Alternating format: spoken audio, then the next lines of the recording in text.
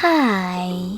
In front of me is Thomson T13P, and today I would like to show you how you can switch on and use voice typing.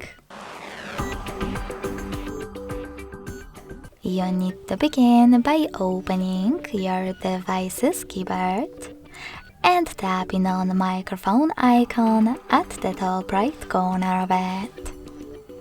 If it's not visible, just like in my case, tap on this gear next to clipboard.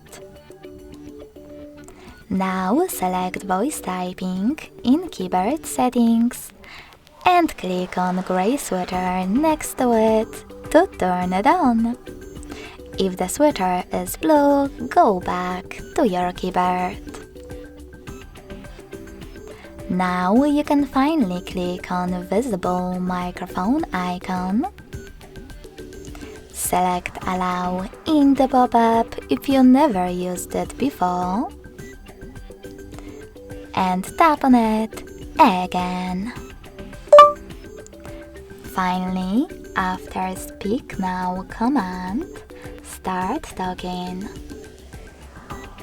When you finish, click on the same now blue microphone again.